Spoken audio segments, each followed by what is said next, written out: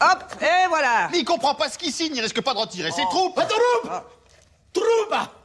Trouba! Trouba! Trouba! Trouba! Trouba! Oupa! Trouba!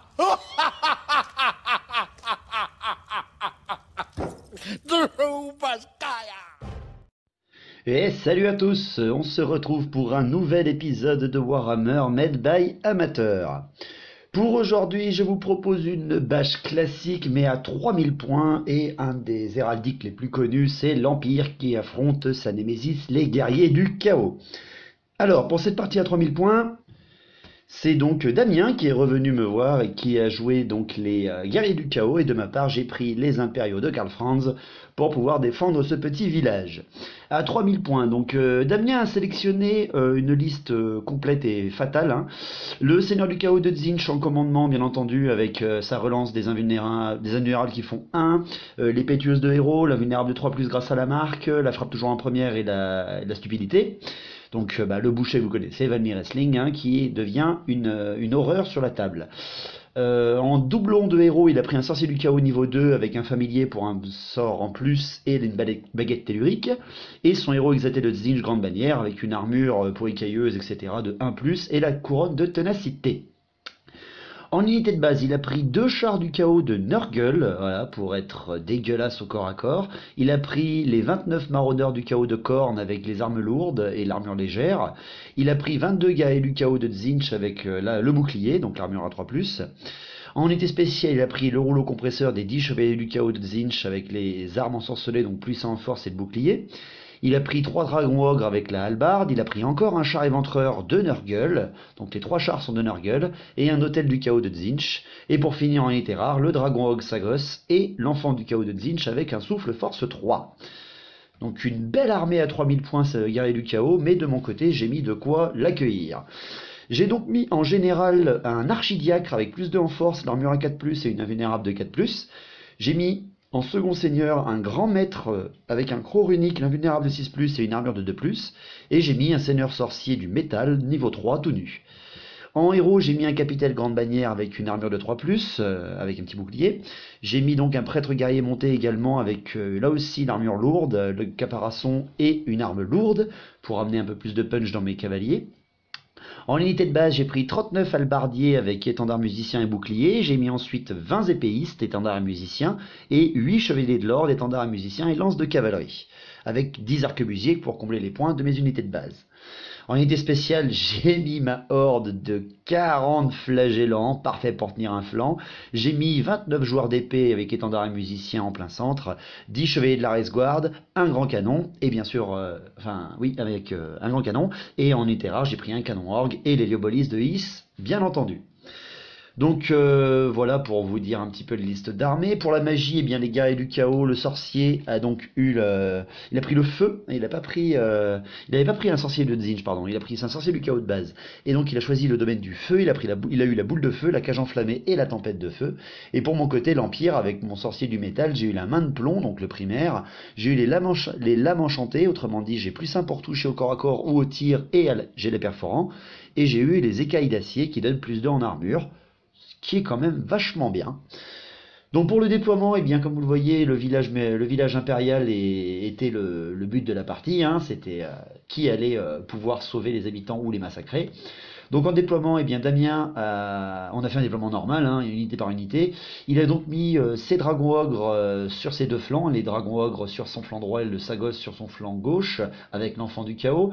Il a ensuite mis les chevaliers du chaos avec les chars sur son côté droit. En plein centre, il a mis bien entendu un autre char et l'hôtel du chaos avec ses guerriers du chaos et sa bulle de commandement. Et les maraudeurs de Khorne avec le sorcier entre l'enfant du chaos et les guerriers. De mon côté, eh bien, j'ai flanqué mon armée de ma cavalerie, ma Race-Guard sur la gauche et mes chevaliers avec le grand maître sur la droite, pour avoir de la ténacité et un rouleau sur mes 2 côtés. J'ai mis mes flagellants tout à gauche, hein, avec la Race-Guard pour tenir tout mon flanc gauche sans être inquiété. J'ai mis mes épéistes, mes hallebardiers, mon héliobolis en plein centre avec mes joueurs d'épée. Et le canon et les arquebusiers, bien sûr, hein, pour faire une belle ligne d'infanterie en plein centre, avec un petit feu d'enfer à côté des flagellants. Donc voilà, le premier tour a été par contre pour les guerriers du chaos. Eh bien, c'est parti pour mon Damien et pour moi pour une bâche à 3000 points, Empire contre guerriers du chaos. Allez, soyons fous. Alors pour le premier tour des guerriers du chaos, eh bien les mouvements, pas de charge bien entendu, il fait avancer, hein. On fait avancer vraiment les chaotiques, les chars avancent en coordination, les dragons ogres également contournent la tour pour pouvoir un petit peu attirer la Rexguard. Les guerriers du chaos, les chevaliers et les maraudeurs quant à eux suivent la même ligne, hein, vraiment. L'hôtel reste un petit peu en retrait et sur le dernier flanc, l'enfant du chaos et le dragon Oxagos commencent à prendre leur cible en vue, hein, les arquebusiers pour l'un et les chevaliers pour l'autre. À la magie, Damien fait 4 et 3, donc il tente une boule de feu au maximum sur mes arquebusiers, je la dissipe, et ensuite une tempête de feu sur les épéistes, mais là il se loupe, il n'avait pas assez de dés. C'est une petite phase de magie, pas de tir, pas de corps à corps pour le premier tour, c'est dommage, hein, la première phase de magie est toujours importante dans une partie à 3000. Mais bon, tant pis, c'est pas grave. Pour mon premier tour, écoutez, il a avancé les dragons Oxagos au bord de la tour. Mes Rexguards sont à 18 pas. Écoutez, hein, je préfère de toute façon me prendre une chargée que me prendre une charge de ces bestioles. Donc je tente une charge de mes Rexguards sur les dragons ogres. Et je la réussis. Belle charge de ma Rexguard. Donc ça c'est parfait, ça va être monstrueux pour lui. Ça c'est ce qu'il faut. Pour ce qui est des mouvements, eh bien, je fais avancer vraiment seulement quelques petites unités. Les flagellants viennent boucler le passage entre la petite cabane et la tour. Et pour ce qui est du reste, eh bien, les chevaliers eux-mêmes avancent face au dragon Oxagos pour le provoquer. Alors, ça paraît un peu suicidaire de les mettre devant une bestiole qui frappe quand même fort, mais c'est parce que j'ai le grand maître croc runique à l'intérieur. Damien ne le sait pas. Il sait que c'est un grand maître, mais il sait pas que je lui ai mis le croc runique. Donc j'attends qu'il me charge, je frapperai avant et je serai assez bourrin. Donc ça me fait pas trop peur. Pour ce qui est de la magie, je fais un petit jet, je fais seulement 3 et 2. Donc je tente la main de plomb au maximum sur les guerriers du chaos. Et je fais 21 tout pile, ça passe. Donc ça c'est cool. Bon après malheureusement je fais que 8 touches et seulement 6 morts. Mais faire 6 morts sur les guerriers du chaos, c'est toujours important. Pas d'autre phase de magie, donc je passe au tir. Le canon tire sur le char éventreur, parce que c'est le pire char qu'il peut y avoir en face, surtout de Nurgle, donc il faut que je les dégomme au tir. Je me mets à 6 pas devant avec le boulet, il rebondit il fait d'ailleurs un 6 parfait, il rebondit, ensuite il fait un 8, ce qui fait que ça transperce parfaitement le char éventreur. Je le blesse automatiquement, et je le blesse directement, et je lui enlève 5 PV. Youpi. Canon éventreur, mort, premier tour. Ah, ça c'est pas mal. Ensuite, le canon feu d'enfer, il tire à côté, hein, sur un des... Enfin, il tire face à lui sur le char qui est le plus proche de la statue, le char de Nurgle.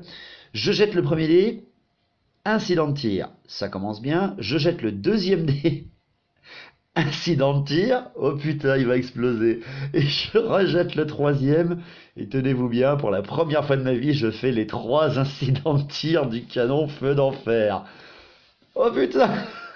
Donc 3 incidents de tir sur un feu d'enfer, c'est très simple. Et bien ça veut dire que votre canon tire 30 fois et il explose. Donc le canon explose et il fait 30 tirs sur un char de Nurgle. Et tenez-vous bien, j'enlève rien. J'enlève rien. Même pas un seul putain de PV. Oh, alors ça par contre c'était horrible. Donc ça c'était la bonne surprise du tour 1. Ça commence très fort cette partie. Ensuite pour terminer mes tirs, mes arquebusiers voient l'enfant du chaos. Bon je m'attends pas à grand chose. Il tire 10 fois, il a une endurance de 5. Et quand même je lui enlève 2 PV. Il lui en reste plus qu'un seul. Donc je suis vachement content en fait. C'est super classe. Donc pour le corps à corps, pour finir mon tour 1, les Rexguard contre les dragons ogres, eh bien la Rexguard est très énervée, elle enlève 7 PV au dragon ogre, donc j'en bute un et j'en laisse un à un seul PV, et derrière la riposte à la hallebarde de ces monstres m'enlève 3 Rexguard quand même, hein. Et je gagne le combat quand même grâce à la charge, en nombreuses blessures. Les dragons ogres perdent de 6, ils s'enfuient de 6, et ma Rexguard poursuit de 8. Donc c'est parfait. Elle contourne un petit peu quand même, un peu trop là, les barrières. Il va falloir que j'attende un bon moment avant de pouvoir les ramener. Mais c'est pas grave, je viens d'enlever un super régiment là. Bon premier tour malgré la surprise du feu d'enfer. Bon premier tour pour mes impériaux. Le tour 2. Le tour 2, ben, déclaration des charges des guerriers du chaos, hein, Damien faut qu'il y aille, et il y va d'ailleurs. Hein. Il envoie les chevaliers, il envoie également le canon, le char de Norgueul sur les flagellants. Les deux régiments hein, chargent les flagellants. Et de plus, il réussit les deux charges, bravo. Ensuite, son Sagos ben, charge mes chevaliers, hein, comme je m'y attendais. Bon, il tombe dans mon piège, mais bon, en serrant les fesses, en espérant que mon grand maître fasse ce que j'attends de lui. Pour ce qui est des mouvements, eh bien, il fait avancer le reste de son infanterie bien en ordre. Hein. Il les déplace correctement entre le puits, la statue de mort. L'enfant du chaos lui avance légèrement de 4 pas. Il reste assez prudent quand même avec toute son infanterie. L'hôtel du chaos, bien sûr, vient refermer la ligne avec le second char. La magie, eh bien il fait 4 et 1, Damien, dommage, hein, parce que moi n'oubliez pas qu'en dissipation j'ai automatiquement un dé en plus grâce à l'héliobolis, donc on est à 5 des deux côtés. Lui il a qu'un petit niveau 2, moi j'ai un niveau 3, donc il tente la boule de feu au maximum sur les épéistes, mais je le dissipe derrière. Donc c'est très très dur là pour Damien, il n'a pas pris une liste basée magie en guerrier du chaos. Toujours pas de tir, donc les corps à corps. Le Sagos contre les chevaliers avec le grand maître et le prêtre guerrier. J'enlève 3 PV grâce à mon grand maître sur le dragon ogre. Ensuite, il m'enlève un chevalier. Hein. Un chevalier qui saute grâce à la grosse force de cette bestiole quand même. Et derrière, mes chevaliers enlèvent un PV et mon prêtre guerrier enlève aussi un PV au Sagos. Donc le Sagos perd de 3 hein, le combat. Et pourtant il reste. Il reste hein, grâce à un super beau jet de Damien. Donc ça va, j'ai survécu là, je l'ai bien blessé cette grosse bestiole, il lui reste plus qu'un PV. Voilà, il va y passer certainement à mon tour. Mais bon, je m'en suis bien sorti quand même. Pour ce qui est des chevaliers du chaos, avec le char de Nurgle contre les flagellants. Alors là par contre, hein, comme d'habitude, c'est un massacre quoi, dès que vous jouez flagellant de toute façon. Donc il y a 2 flagellants déjà qui meurent avec les touches d'impact du char, direct. Ensuite j'ai 2 sacrifices de mon côté, ce qui fait que je relance les touchés et les blessés ratés, ce qui est très utile quand vous affrontez du Nurgle. Et donc, bien, les chevaliers, les origes et les chevaux enlèvent 10 flagellants de plus. Par contre, à la riposte, grâce à la frénésie et aux nombreuses attaques de la Horde, le char est détruit, hein, malgré sa marque de Nurgle. Non, j'arrive à passer avec les 15 attaques que je lui mets dans la tronche. Non, il explose le char. Et j'enlève 5 chevaliers du chaos. 5. Donc les flagellants à ne pas prendre à la légère. Bon, après les flagellants ils perdent, donc ils perdent la frénésie, hein, grâce aux nombreuses touches qu'ils ont fait en face. Mais ils restent là, ils sont indémoralisables. Donc voilà, je l'ai bloqué, là, je l'ai bien stunné, il est obligé maintenant de subir un petit peu ce que je vais devoir lui renvoyer dans la gueule. Je suis assez content pour ma part. Donc pour mon deuxième tour de l'Empire, déclaration de charge, j'en fais aucune. Je reste en fond de ligne avec mon infanterie. J'attends encore qu'il avance. Hein. Le but c'est de le mitrailler. Hein. Surtout qu'il a encore 2-3 trucs qui m'inquiètent. Je veux vraiment arriver à 40 contre 2, quoi. Hein. Si je peux le faire, je le ferai. Donc toute l'infanterie ne bouge pas et la Rexguard elle utilise tout son mouvement pour contourner ces barrières de merde et arriver derrière la ligne des guerriers du chaos. Pour ce qui est de la magie, eh bien je fais 6 et 3, donc là c'est vachement bien. 6 et 3, je tente la main de plomb au maximum sur les guerriers du chaos, et je fais un irrésistible, un irrésistible 5, donc je perds 2 dés, j'enlève un PV à mon sorcier tout seul. Hein. Par contre j'ai du pot, avec l'explosion dans mes troupes, dans mes épéistes, et je ne tue qu'un seul épéiste. Franchement je m'en sors super bien, il y a plein de 1 qui sont faits, donc, et voilà, c'est quand même pas mal, je suis assez content. Et je fais 12 touches par contre, 12 touches sur 2d6 dans les guerriers du chaos, 12 touches de main de plomb, et j'en bute 8. Et ça c'est bien. Je tente ensuite des écailles d'acier sur les halbardiers, mais bon je suis dissipé directement après vu qu'il restait tous les dés à Damien. Pour les tirs, le canon. Bon le canon, je vise l'hôtel, hein, parce que le char est caché par les décors. Donc je vise l'hôtel du chaos sans vraiment de surprise. Et d'ailleurs, la surprise n'est même pas de lieu car je tire trop loin. Et j'ai du pot parce que je tire trop loin et ça s'arrête juste devant ma Rexguard. J'ai failli bousiller de mes chevaliers. Ensuite, les arquebusiers tirent sur l'enfant du chaos et avec une nouvelle belle façade de tir, butent l'enfant du chaos. Ça, je suis très content, franchement. Ces petits arquebusiers, on s'en méfie jamais bien et finalement, là, je suis content d'eux. C'est assez sympa. Pour les corps à corps, le Sagos contre les chevaliers, le grand maître et le prêtre guerrier, le grand maître enlève les 2 PV direct et tue la créature sans vraiment de surprise, ce qui permet d'ailleurs après de reformer mes chevaliers. Ensuite, pour ce qui est des flagellants contre les chevaliers du chaos, Ah bah là, ça fait mal. J'ai qu'un seul sacrifice, donc ça c'est très très moche. Je perds 9 flagellants et je ne tue que un seul chevalier. C'est des tanks ces mecs, c'est impressionnant. Donc heureusement que mes flagellants sont indémoralisables. Ça reste là de ce côté-ci. Il ne reste plus beaucoup de choses pour les guerriers du chaos. En espérant que la chance est toujours avec moi pour le tour 3. Donc le tour 3, des guerriers du chaos, eh bien Damien tente la charge, hein. Il y va, il est un peu loin mais il y va quand même, il faut absolument parce que là je suis en train de le mitrailler. Les guerriers du chaos chargent les joueurs d'épée et le char de Nurgle charge les halbardiers. Et malheureusement les deux charges loupent et ça c'est vraiment moche. Donc ensuite avec l'hôtel il reforme une ligne, hein, l'hôtel du chaos il reforme une ligne avec le char pour pouvoir un petit peu se soutenir l'un l'autre. Et derrière eh bien, les maraudeurs eux se tournent vers les chevaliers pour bloquer l'arrivée des chevaliers avec leur grand maître et pour pouvoir leur blaster un petit peu de magie dans la tronche. À la magie il rejette et il refait seulement 3 et 2, donc il prend ses 5 dés, hein, il n'en a pas beaucoup. Il tente la boule de feu au maximum sur les chevaliers justement. Il a réussi et moi je loupe ma dissipation pour une fois. Donc il me fait 12 touches dans la gueule et il me tue 2 chevaliers. Donc c'est quand même pas si mal que ça. Pour ce qui est des tirs, il n'y a rien qui se passe, hein, bien entendu. Et au corps à corps, il ne reste que les flagellants avec les chevaliers. Eh bien j'ai 3 sacrifices de mon côté, il me bute encore 6 flagellants, mais moi je lui écrème 2 chevaliers. Donc je continue à perdre le combat, mais je continue aussi à tuer des chevaliers les uns après les autres. C'est ce qu'il faut, mais purée, heureusement qu'ils sont indémoralisables, les flagellants. Donc pour ce qui est du tour 3 de mes impériaux, c'est parti, je lâche la bête. Je déclare une charge avec les chevaliers, grands maîtres et prêtres guerriers sur les maraudeurs de cornes de front, hein, pour aller un petit peu écrémer là-dedans et surtout enlever la magie adverse. J'attaque avec les joueurs d'épée et les Yobolis sur les guerriers du chaos avec leur grande bannière et le terrible Valmir Wrestling, mais ils sont plus très nombreux, donc je suis assez confiant. Et également, je charge avec les halbardiers de front sur l'autel et du char, et de dos avec la Reichsguard. Voilà, parce que c'est toujours ça l'Empire, il faut charger à plusieurs et à plusieurs côtés. C'est la maniabilité et le nombre contre la puissance et l'horreur du chaos. Pour ce qui est des mouvements, eh bien, mes épéistes se rapprochent du centre de la table pour amener un peu plus de bonus magiques un peu partout.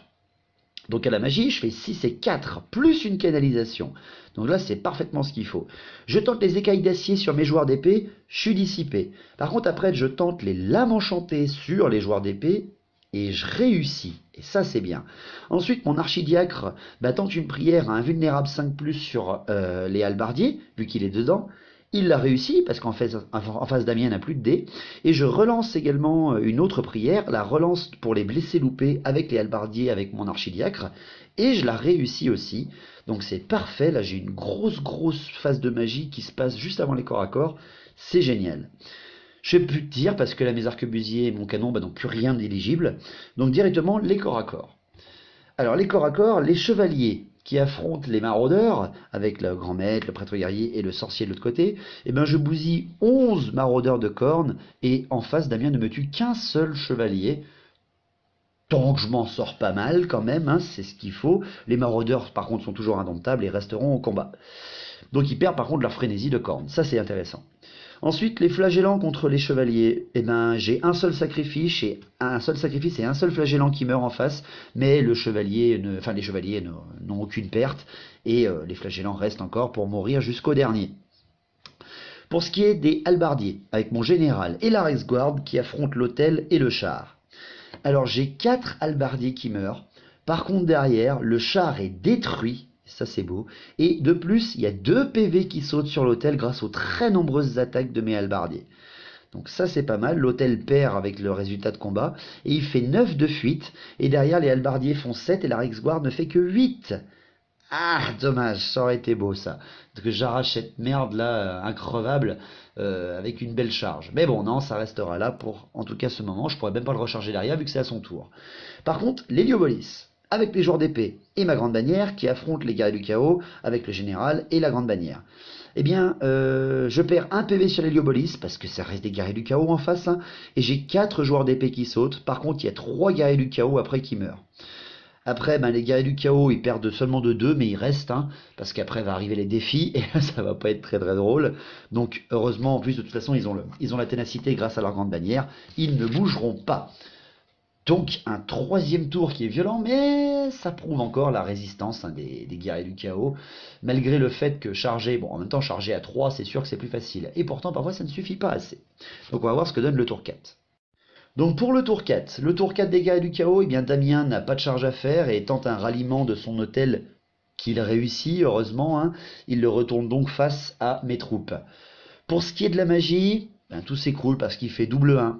Donc il tente la cage enflammée sur les joueurs d'épée, mais il l'a réussi et je le dissipe derrière, donc c'est dommage, hein, c'est vraiment dommage.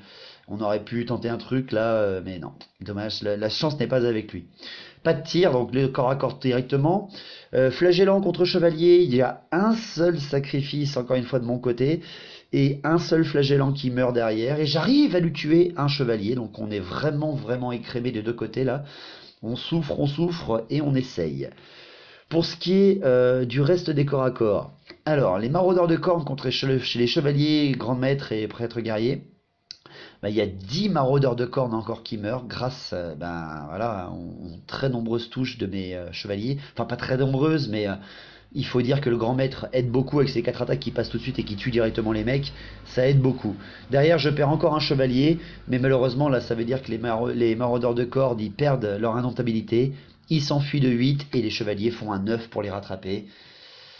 C'est terrible, hein, c'est terrible. Je continue à écrémer ces pauvres unités et ça fait très très mal. Pour ce qui est des joueurs d'épée avec l'Héliopolis et leur grande bannière qui affrontent les guerriers du chaos, leur grande bannière et Valmir Essling. Je perds encore 4 joueurs d'épée et 2 PV sur l'Héliopolis et seulement 2 guerriers du chaos meurent. Et ça, c'est pas drôle.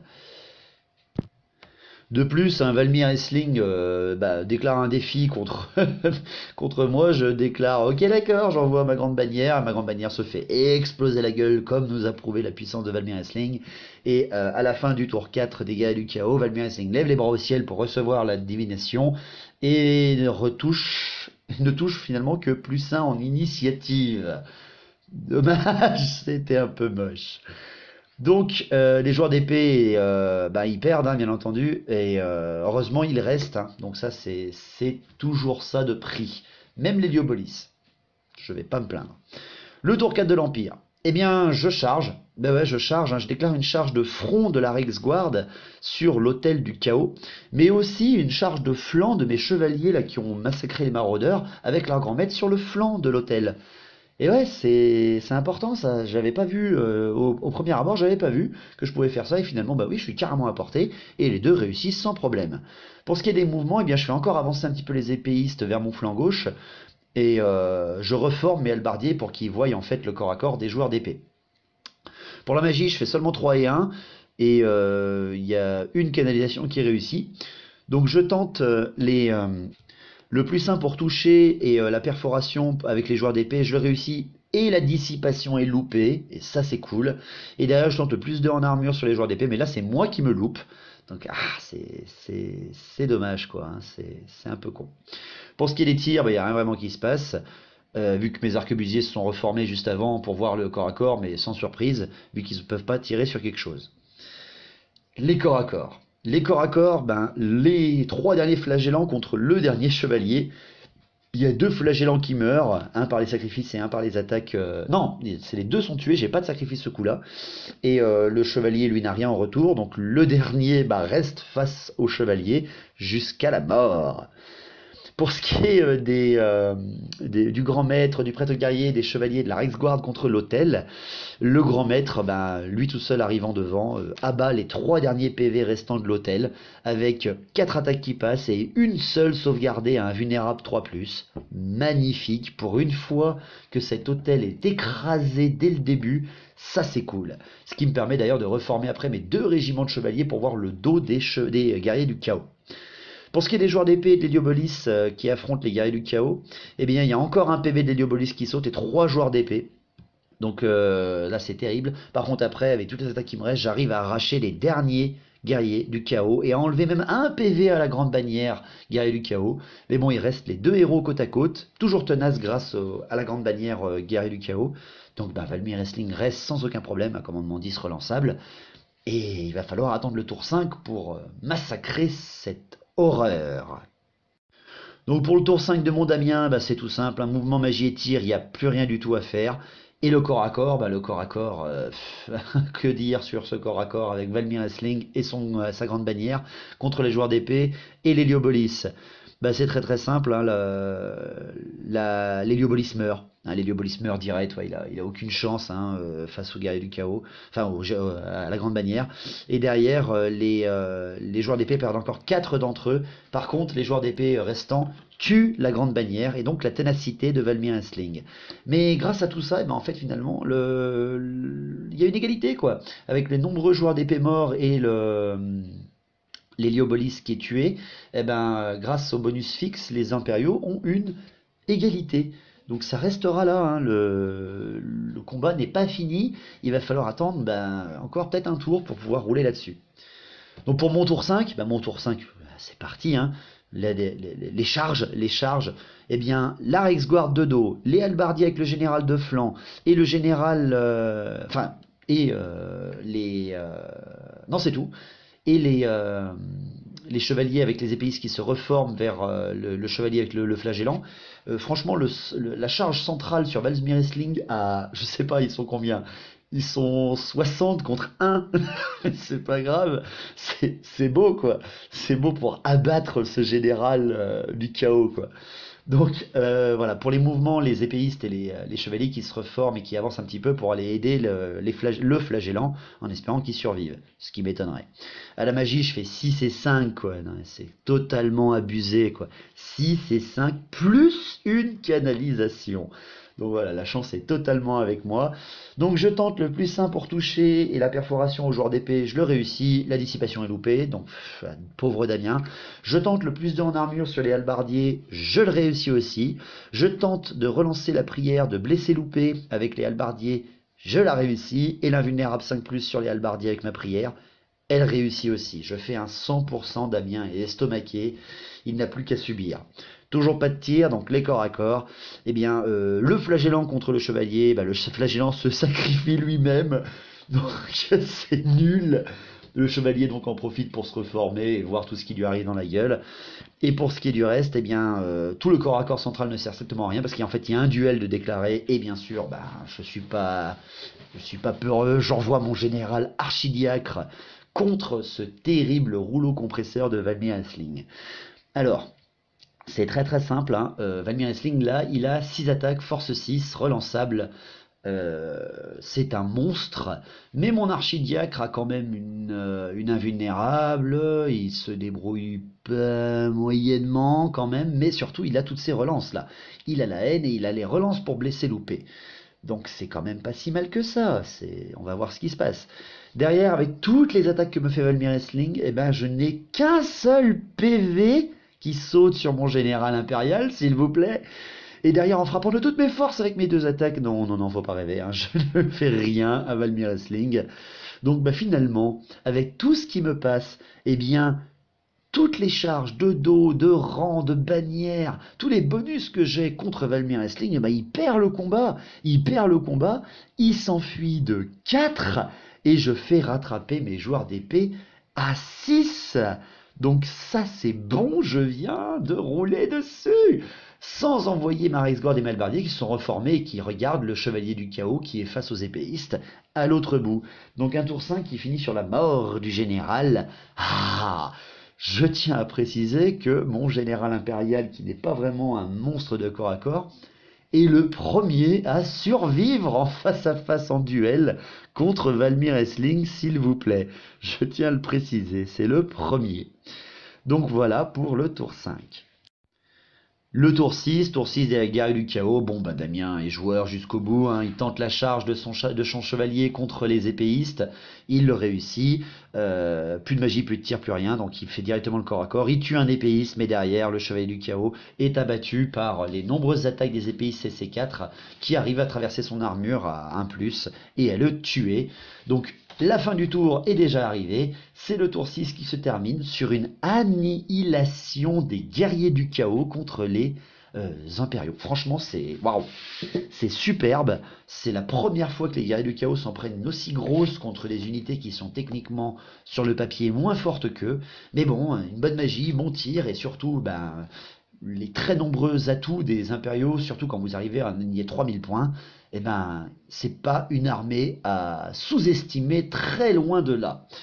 Donc en espérant que tout va bien pour vous, ce week-end c'est le roi de l'oiseau, donc ce week-end c'était le roi de l'oiseau, donc désolé du décalage de lancement de la vidéo, mais bon, chacun ses priorités, pour une fois que j'avais un week-end j'y suis allé. Donc messieurs dames, on se dit à la prochaine, portez-vous bien, sachez-le, la future campagne de l'hiver, parce que je suis en vacances dans pas longtemps, est déjà prête. Donc attendez-vous à de bonnes vidéos encore, là je suis en train de tout préparer. J'ai encore également reçu quelques nouvelles unités, donc on va voir un petit peu ce que ça donne pour une prochaine partie. Et écoutez, portez-vous bien, on se retrouve au plus tôt. Le boulot n'est pas fini, donc peut-être pas la semaine prochaine, mais surtout certainement dans 2 semaines. Et écoutez, longue vie à Battle, au vrai Battle, et à la prochaine. Allez, à plus.